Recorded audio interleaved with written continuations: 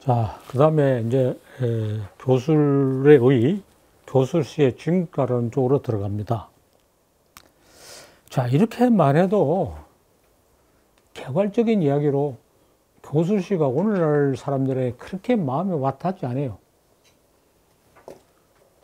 그것도 옛날 얘기다 이렇게 생각해요. 그래서 교술시가 시인가 문학으로 평가할 수 있는 가치가 있는가? 사실 판단, 인간 판단 다 해도 가치 판단은 아직도 미비한 채로 남아있어요. 앞에 이야기해가지고. 그래서 가사는 수준 미달이어서 문학적 가치가 미달이어서 퇴출된 것이 당연하지 않느냐. 나는 부당하게 퇴출됐다 이야기하는데 그 말을 믿을 수 있는가? 오늘날 사람은 이렇게 물을 수 있습니다. 이에 대해 대답하려면 작품을 들어야 합니다. 어느 한 나라 작품은 들지 말고 세계 일주를 하는데 한국에 시작하고 한국으로 돌아오는 행로를 간명하게 택합니다. 세계 일주를 간명하게 할 수 있느냐? 왜 문학에서는 할 수 있어요. 한국 교술시 집성 초당 문답가 매우 중요하다고 그랬어요. 교술시 집성입니다. 치상가에서 말했다고. 쥐 먹고 새 먹으니 차로 덮고 치워주소. 차주를 차로라 그랬죠. 경상도에는 지금도 써요. 차로에. 늦게 자고 일찍 일면 일어나면 도적도 못 오르니 불 켜놓고 자지 말게 등잔 밑에 귀신 보내. 쓸데없는 사설 말고 길삼이나 위협하소. 부녀다들이 살림살이를 잘하라고 이런 말입니다. 얼마나 말이 참 간명하고 또 재밌어요. 생생하게 살아있죠. 한시로서는 도저히 말할 수 없는 거고. 시도는 거드름을 펴내라고 이렇게 진솔하게 이야기 못해요. 귀에 쏙쏙 들어오는 얘기입니다. 티베트 승려 판디타가 지었다는 격언집의 한 문을 읽어보자. 학문이 모자라는 사람은 잘난 체 하지만 학자는 인품이 원만하고 겸손하다. 아마 원문은 더 묘할 건데 중력을 하다 보니 이렇게 좀 둔탁하게 됐어요. 자긴 겨울은 언제나 큰 소리를 내지만 커다란 바다에 언제 떠들든가. 사실 티베트 사람은 바다를 본 적이 없죠. 자긴 겨울은 떠들어 큰 바다는 조용하다고 생각하는 거죠. 커다란 바다 같은 마음가짐이 필요하다고 하는 말을 무게 있게 했습니다. 월남에서 부라고 하는 교술사에 교훈가가 있습니다. 작자 시비가 있으나 작품 널리 알려져 누구나 압니다. 작자 시비는 뭐 여기서 중요하지 않아요. 내 자식들을 위한 교훈 여기 있노라. 이 나라에 살면서 어려움을 당하더라도 덕을 지니고 인성을 따르면서 기다리면 천리가 되살아나는 태평상대를 맞으리라. 예, 일본은 월남은 중국의 침공으로 수많은 순환을 겪었어요. 중국이 통일왕자가 설 때마다 월남이 자기 땅이라고 쳐들어갔어요. 그때마다 싸워서 물리쳤죠. 인성을 지키고 천리를 닦으면 태평성대가 온다. 월남 사람한테 매우 절실한 교훈입니다. 이런 교훈가를 쯔롬이라 하는 한자를 빌려서 쓰는 글로 적었기 때문에 그 한자를 통돌한 사람이 읽을 수 있어요. 보통 사람 못 읽죠. 듣고 외는 겁니다. 듣고 외도록 하는 거예요. 월남 사람은 신금을 울리는 이야기입니다. 월남 사람의 저력이 어디 있는가를 말해줘요. 페르시아 시인 루미는 장편 교술시 정신적 이해연구에서 한 말을 한 대목을 들어봅시다. 페르시아 교술시가 대단하다 했어요. 배운 것이 많아 지식이 늘어나면 지고 있는 짐이 늘어난다. 배운 지식과 진정으로 아는 건 다르다 그랬어요. 안다는 것은 이와는 다른 신의 섭니다. 배운 것은 사람한테 진술받지만 아는 것은 신에게 바로 받은 거라. 마음속에 그것이 솟아오르는 셈이 있다 그랬습니다. 야, 지식과 깨달음이 이렇게 다르다 그랬어요. 지식은 많으면 짐이 되고 진정한 깨달음은 마음에 솟아오르는 셈이라 그랬어요. 신의 선물이라는 것이 자기 마음에 솟아오른 샘물이라고 그랬어요. 잡다한 지식에 매여 허덕이지 말고 진정한 알을 얻어야 한다고 했습니다. 자주 인용할 만한 말입니다. 내가 근래 글 쓰는데도 작정하고 인용해야 되겠어요. 진정한 알미 신이 선물을 하는 것은 마음에 솟아나는 샘이 있던 것을 신의 선물이라고 그랬어요.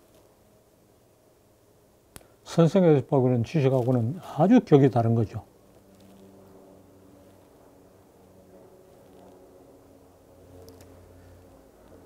프랑스에는 장미 이야기라는 교수식 대작이 있습니다.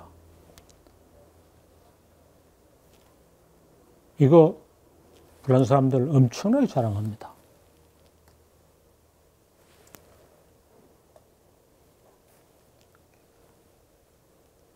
작자가 두 사람인데 장드맹이라 지은 후반부의 한 복을 들어봅시다.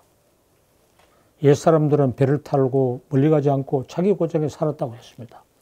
그래서 평화스럽게 살면서 천성 그대로 서로 사랑하는 그 사람들은 단순하고 선량했다.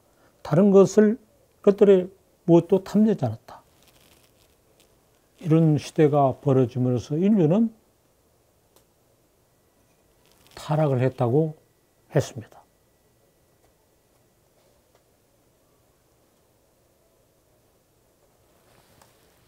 이거는 외국에 나가서 수많은 나라를 침략해서 식민지를 넓힐 때 불난 사람들이 읽으면 가슴이 뜨끔한 그런 교훈이죠. 이 시대는 불란서가 외국에 침략하지 않았는데 그 사람 읽으면 굉장히 가슴이 뜨끔한 이야기예요. 자, 세계를 돌고 다시 우리 한국으로 돌아오자 그랬어요. 이제 최저우의 동학가사를 봅시다. 크게 깨달아 동학을 창간한 취지를 가사를 지어 전했습니다. 최저우는 자기의 득도를 가사를 통해서 전했어요. 동경대전이라는 한문경전은 최저우가 쓰지 않았고 후대 아마 최시영의 저작에서 가사가 깨달음을 전하는 그 본론이었어요. 매우 중요하죠. 불교 가사나 청주 가사는 교리서가 따로 있고 대중 포교 해설용으로 가사를 지었는데 동학은 경전의 본문이 용담유사 가사입니다. 최저운의 마을 경주시 그 현곡면 가정리라는 데 답사를 갔더니 거기에 있는 분야자들은 용담유사를 줄줄 외우고 있어요. 언제부터 외우느냐? 대신사 당시부터. 대신사는 거기서 최저를 읽란 말입니다. 대신사가 가사를 지어서 외우라고 가르쳐 준 것을 지금까지 따라 외우고 있다 그래요. 책 보고 한 게 아니야. 글을 어떻게 쓴지도 들여다보진 않았어요. 그냥 외우고 있어요. 줄줄 외우고 있어요.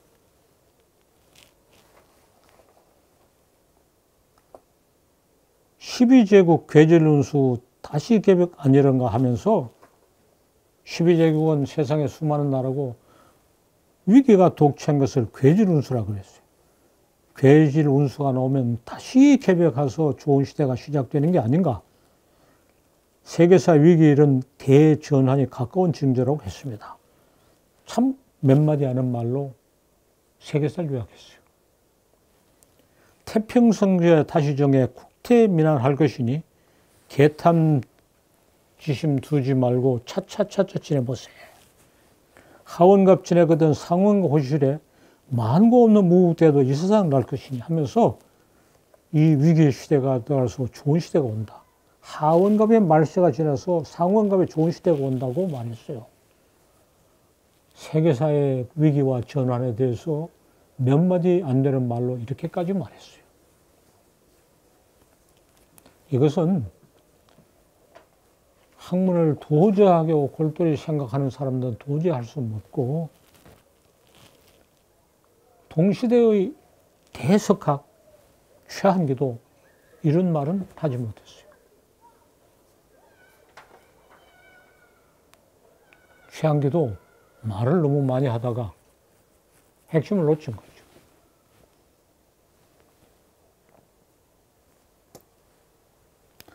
이런 교술시가 없어지고 서정시만 남아서 문학이 왜소하게 됐습니다. 교술시 하던 말을 산문으로 쓰니 공연이 길어지고 감칠맛이 없어졌어요. 수필이라는 것만 문학으로 인정되는 교술시인데 일생생활의 사소한 화제거리를 감각적 미문으로 써내긴 합니다. 감각적 미문은 일본풍입니다. 교술시의 가치를 격하하고 수필은 서정시를 추종합니다. 한심하죠. 문학이 이렇게까지 타락할 수 있는가? 현대문학만 아는 사람은 전혀 그걸 모릅니다.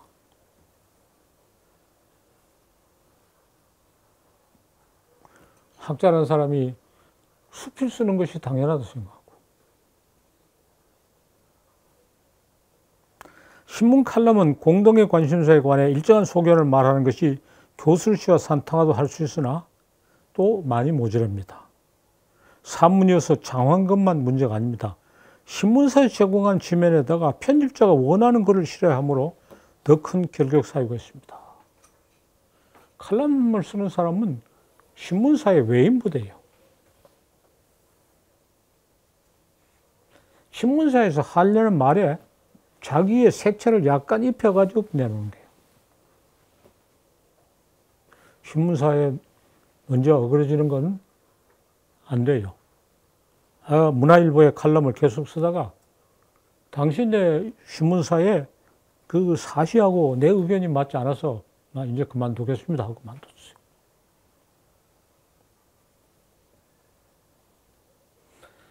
예, 처세를 잘하는 사람은 거기다 잘 맞추어 나가요.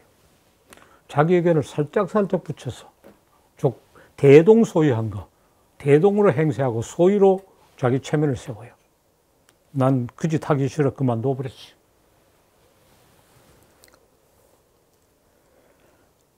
누구나 가사를 지어 필사본으로 전달할 때의 자유를 상실했습니다. 예, 누구나 가사를 지어서 필사본으로 상장할 때는 신문사의 눈치도 안 보고 출판사의 눈치도 안 보고 팔아서 돈을 벌어야 되는 의무도 하나도 없어요. 너무나 자유로웠어요.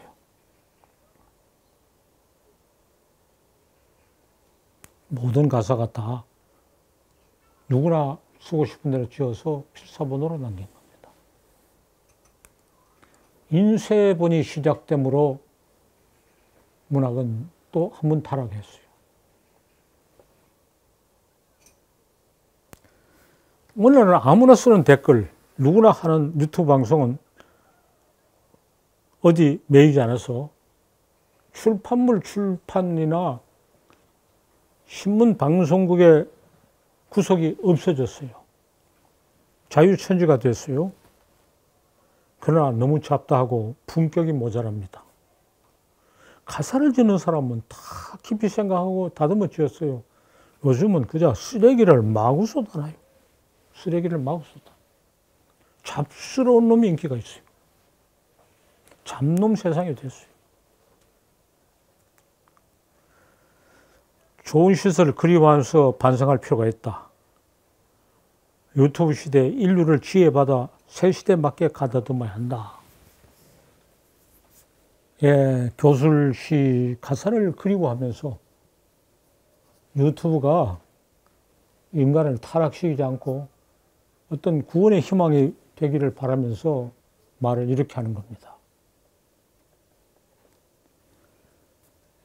참 할 말은 많으나 얼마나 줄여서 압축해서 말하느냐 하는 게 문제죠. 이 짧은 강의 속에 많은 이야기가 들어있어요. 무엇이 더 이야기가 되어야 되는지 토론하면서 구체화하는 것이 좋으리라 생각해요. 결국 선생님 말씀의 요점은 교술시, 민자국 교술시가 가지고 있는 그런 품격과 사상과 내용이 이 시대에 재현되어야 된다고 생각하십니까, 혹시? 물론 재현돼야 되죠. 재현되어야 되는데 유튜브란 명칭을 통해서 누구나 그런 교수로서 자기 수준을 폈던 것 같은 시대가 다시 재현돼야 돼요. 그동안에는 출판, 또 무슨 신문, 출판사, 잡지 이것들이 갑질을 하느라고 한국말을 못했어요. 자기 의도대로, 한편으로는 자기 의도대로 자기의 정치적인 성향에 맞게 쓰라고 그러고, 한편으로는 돈벌이가 되도록 쓰라고 그러죠. 우리는 정치적인 성향에 맞게 써야 될 의무가 배제되고 돈벌이가 쓰도록 될 의도 없어져요.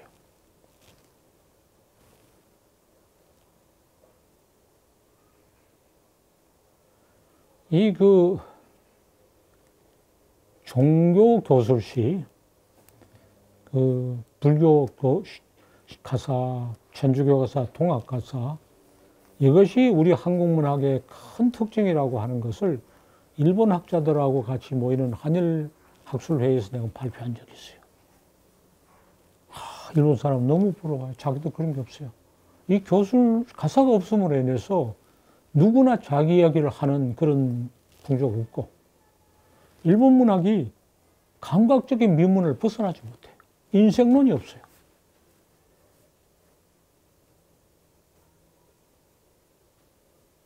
그것이 일본 사람이 마음이 좁고 편협하고 한 큰 이유예요.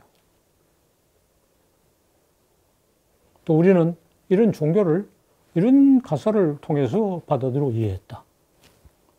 특히 천주교 가사, 천안 만국에 있는 천주교가 한국에 와서는 천주교 가사를 지었다. 그리고 난 어머니로부터, 어머니가 가사를 읽는 거 옆에서 보고 흉내 낼 수 있다고 한 번도 낭송도 보이고, 일본 사람도 너무 부러워요. 참 일본은 정신적으로 가난한, 야, 문명권의 주변부라고 해서 어떻게 그렇게 손해를 보느냐.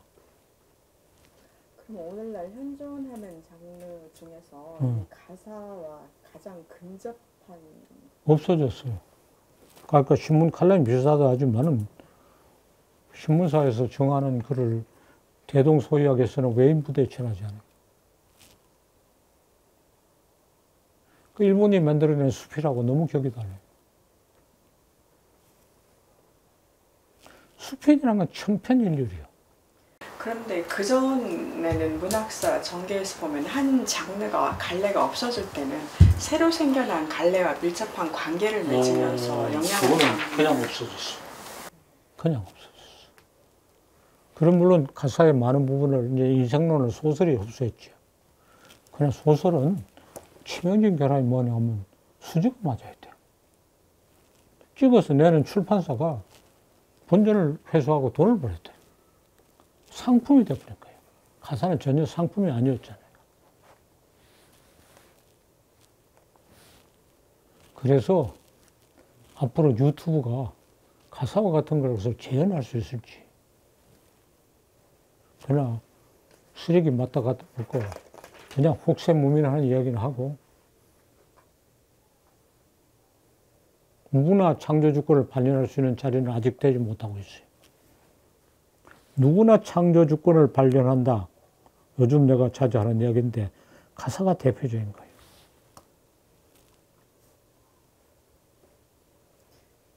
요즘도 가사를 새로 창작하려는 시도가 크진 않지만 여러 가지 있는데, 우리가 한동에서 그 도청 이전에 그 경축 가사가 있잖아요. 판박이요. 자기의 인생이 아니라고.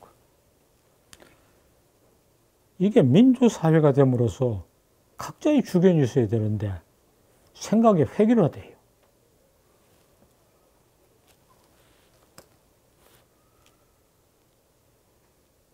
여론이란 게 우습죠. 획일화된 획일화.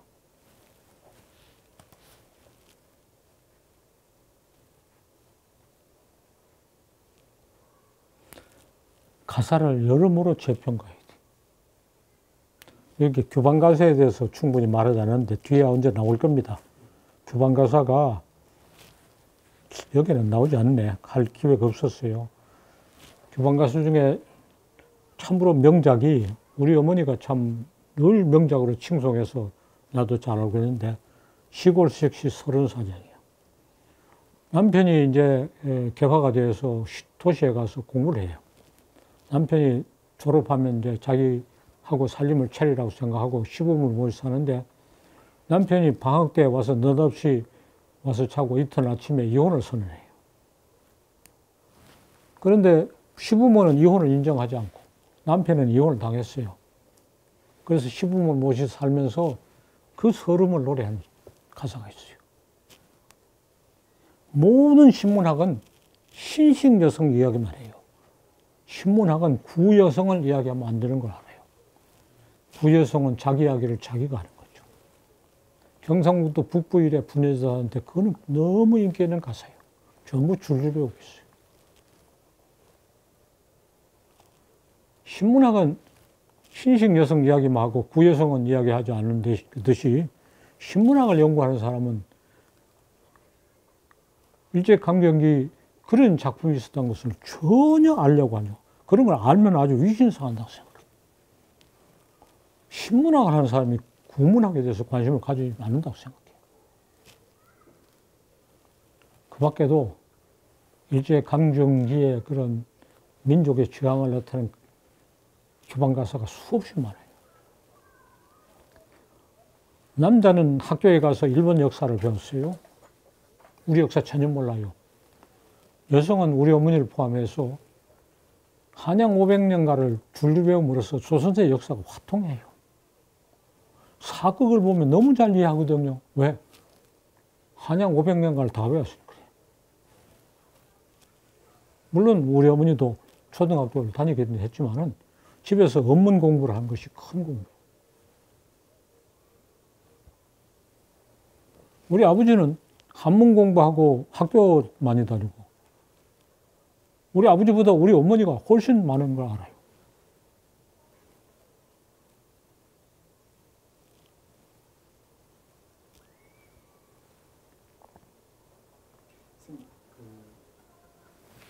어머니께서 한양 500년간인지 모르겠지만 그 여러 사람한테 그거 한양가라고 뺏겼어. 한양가입니까? 그 사람한테 한 줄씩 배워받으면 된다고 해서 뺏겨는 거죠. 네. 그 개명작 도서관이 있어요. 몇 분한테 받으셨어요? 예? 몇 분한테 받으셨어요? 그거를? 뭐 1000명을 받아야 되는데 1000명까지는 안 되지 국정인데 하여튼 엄청나게 많은 사람한테 한 줄씩 받았어. 한양가죠, 그러니까. 한양가.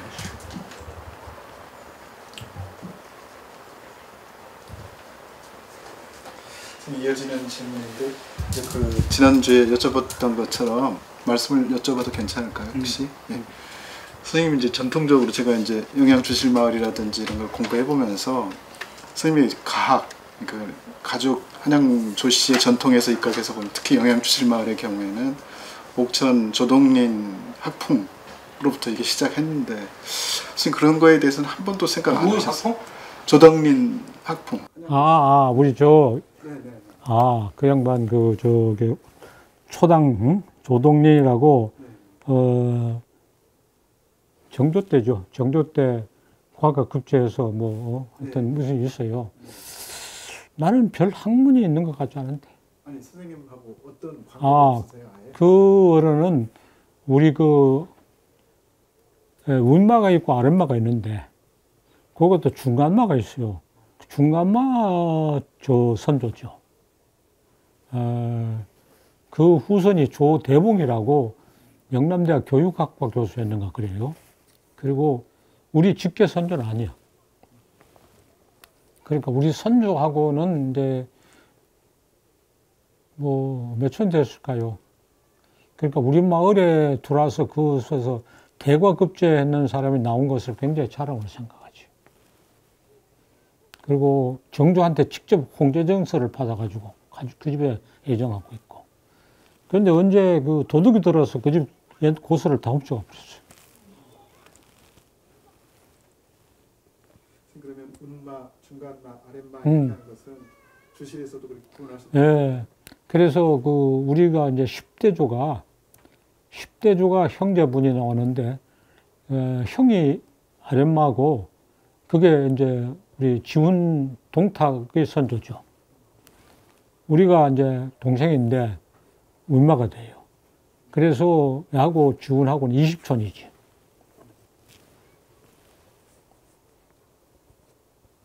그리고 뭐 몇몇 사람이 나오고 문집도 있고 뭐 부력도 있는데 글쎄 뭐 열심히 해서도 특별히 학문이랄까 무슨 사상이랄까는 있는 것 같지 않아요. 그래서 선조가 그런 거 했다고 하는 걸 그냥 무슨 가문자랑 양반자랑 할 때 써먹지. 나는 가문자랑 양반자랑에 전혀 관심이 없어요. 예전에 법전 할배한테 들으셨다고 했던 걸 많이 제가 말씀해 주셔서 기록에 남기기 위해서 그런데요. 그 법전 할배로부터 들었던 한양조 씨 서울에 한양에 오게 된 내용. 그거는 뭐 대충 이런 거죠. 또 다시 뭐 녹음해야 되죠. 우리 선조가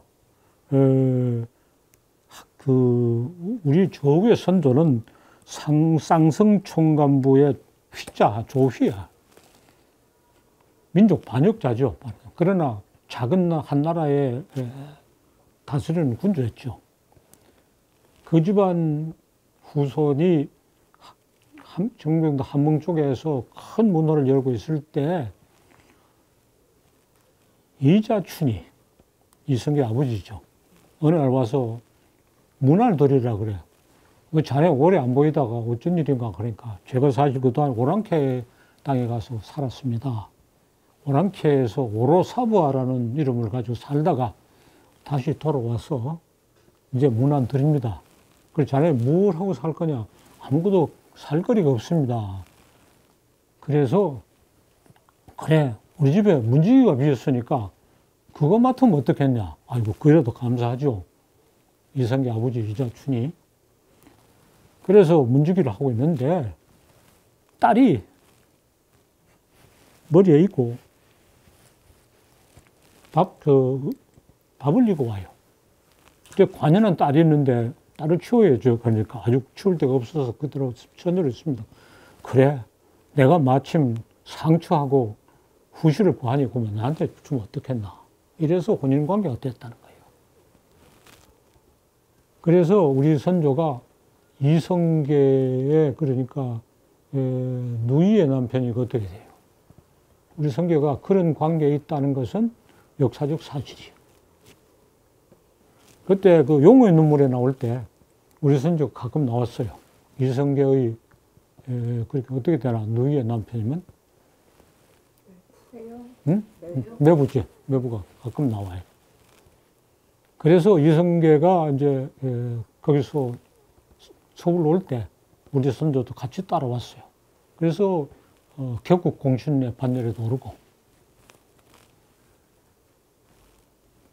그것을 우리 집안에서는 전설이 그렇게 오는데 우리 법전할배라는 노인이 내가 한문을 고문전보를 좀 배웠어요. 그 노인한테. 이 이야기는 조선시대는 절대로 못하던 거다. 입도 못 띄던 건데 이제 세월이 다 지나갔으니 얘기를 한다고 내한테 주섬주섬 들려준 이야기예요. 사실 여부는 관계가 없고 혼인관계가 있었던 건 사실이에요. 그리고 이성계 집안이 아마 여진이하고 뒤섞여서 아마 여진인 성명도 가졌을 가능성이 많아요. 그것을 오로사부아라 그러는데 한자를 뭐라고 쓰는데 내가 좀 옮겨 쓸 작심이 없어요. 조선왕조실록에 나옵니다. 조선왕조실록에는 절대로 나오지 않게. 오로사부아라고. 나와? 예. 그래? 그 옛날 얘기 그 들어가 있어요. 아이고 그래? 오로사부아 나와? 오로사부아는 나옵니다. 아이고 그래? 난 몰랐는데. 절대로 이 얘기하면 안 된다는 걸 했는데. 한양조씨 말씀 안 해요. 선생님 그 법전할배라고 하는 분은 어떤 분이시나요? 한자는 잊어버렸는데 우리 그 집안의 노인 중에는 우리가 직접 배웠고 가르침을 받을 수 있는 중에서 한학이 제일 도저했어. 고문진보를 배웠어요. 고문진보는 거기 외워가지고 가르쳐요. 한자는 잃어버리셨군요. 한번 잊어버렸어. 뭐 확인하면 되겠지. 법전할배라는데. 그런데 그 법전할배라는 분의 그 형제가 굉장히 입담이 좋아서 그 화제를 많이 남기고 그런 분들이요. 그리고 탁식하고 입담도 좋고.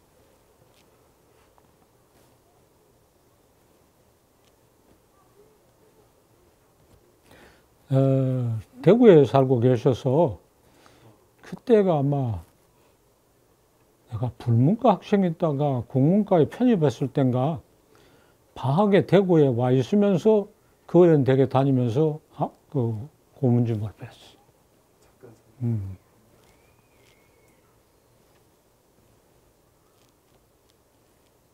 그래서 뭐 고문주목 몇 대목이 아주 또렷하게 기억이 나는 건 그걸 하는데 배웠어. 그 어른들도 대구로 이사를 하신 거예요? 그때 대구 와 계셨어요. 선생님 오늘 너무 막 충만해져가고 갑니다. 말씀들을 이렇게 너무 잘 정리해 주셔가지고. 근데 이성계 집안하고 밀접한 관계를 가지고 우리 함경도에 살다가 서울 와서 서울에서 본관을 얻어서 한양 조시라 그래요. 그러니까 함경도에 있을 때는 뭐 본관도 없었던 모양이죠.